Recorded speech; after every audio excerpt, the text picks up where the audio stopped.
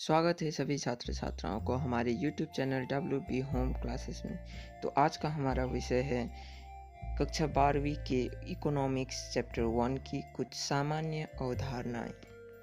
तो चलिए हम शुरुआत करते हैं अर्थशास्त्र के परिचय से। अर्थशास्त्र सामाजिक विज्ञान की वह शाखा है जिसके अंतर्गत वस्तुओं और सेवाओं के उत्पादन, वितरण, विनिमय और उपभोग का अध्ययन किया जाता है। अर्थशास्त्र शब्द संस्कृत शब्दों अर्थ यानी धन और शास्त्र की संधि से बना है, जिसका शाब्दिक अर्थ है धन का अध्ययन। किसी विषय के संबंध में मनुष्यों के कार्यों के क्रमबद्ध ज्ञान को उस विषय का शास्त्र कहते हैं। इसीलिए अर्थशास्त्र में मनुष्य को अर्थ संबंधी कार्यों का क्रमबद्ध ज्ञान होना आवश्यक है।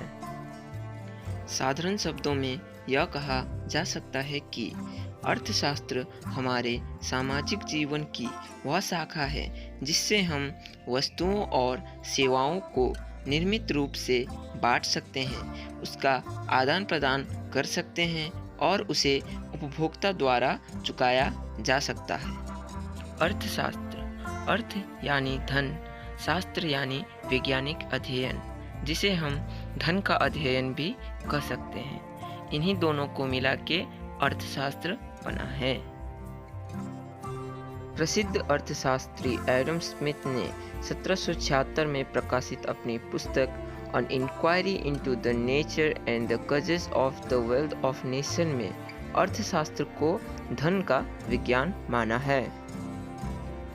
वहीं डॉक्टर मार्शल ने 1890 में प्रकाशित अपनी पुस्तक अर्थशास्त्र के सिद्धांत प्रिंसिपल ऑफ इकोनॉमिक्स में अर्थशास्त्र की कल्याण संबंधी परिभाषा देकर इसको लोकप्रिय बना दिया।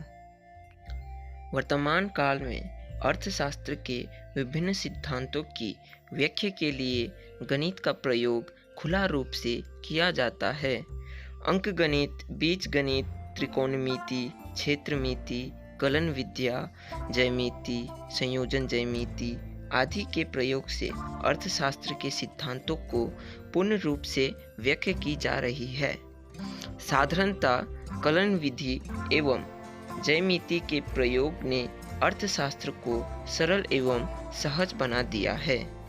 कलन विधि किसी समस्या को हल करने की कार्यविधि को कलन विधि कहते हैं। कलन विधि के प्रयोग ने तो अर्थशास्त्र को एक नया आयाम दिया है। फलन, अवकलन, वक्र, ढलान आदि का प्रयोग काफ़ी मात्रा में बढ़ा है। जब हम गणित का प्रयोग करते हैं तब आर्थिक विश्लेषण को अधिक सरल एवं विधिपूर्वक रूप से प्रस्तुत कर सकते हैं। इस अध्याय के अंतर्गत हम खास करके गणित से जुड़े कुछ सामान्य अवधारणाएं जैसे फलन, वक्र, सरल रेखा, ढलान, समीकरण, स्थिर एवं गतिशील विश्लेषण आदि के बारे में अध्ययन करेंगे। सबसे पहले हम शुरुआत करेंगे फलन से।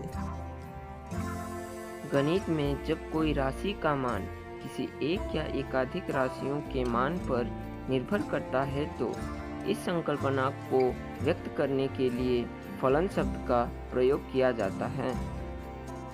उदाहरण के लिए किसी ऋण पर चक्रवृद्धि ब्याज की राशि मूलधन, समय एवं ब्याज की दर पर निर्भर करती है।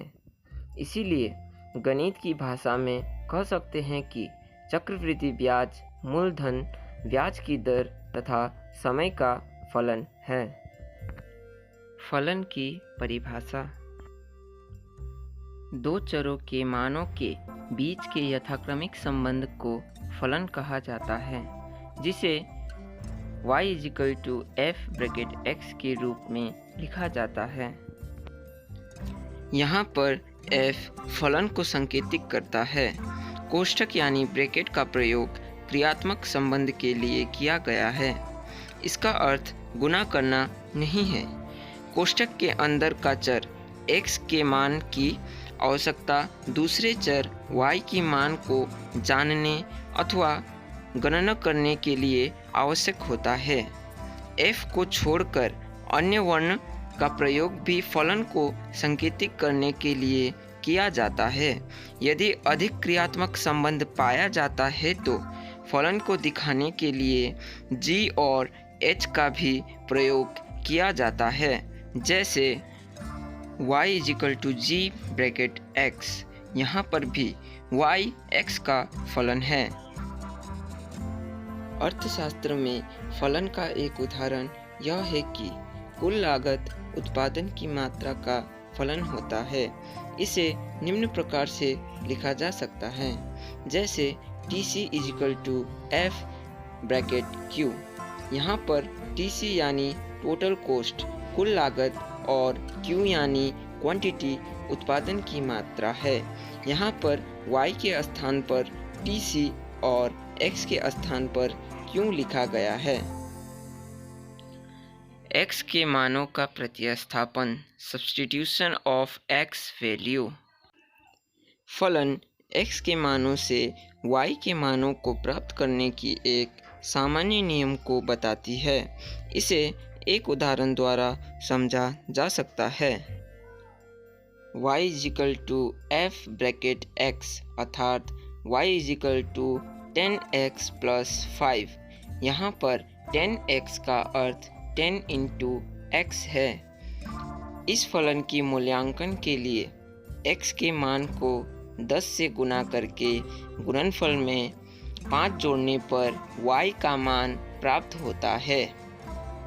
यदि x का मान 2 होने पर y = 10 × 2 + 5 = 20 + 5 = 25।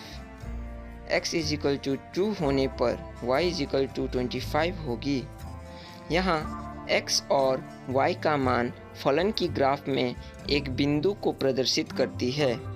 इसी तरह x के विभिन्न मानों को प्राप्त किया जा सकता है। प्राप्त मानों को ग्राफ पेपर पर अंकन करने पर रेखा अथवा वक्र बनती है।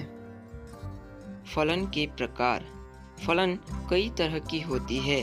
प्रमुख फलन के प्रकार निम्नलिखित हैं।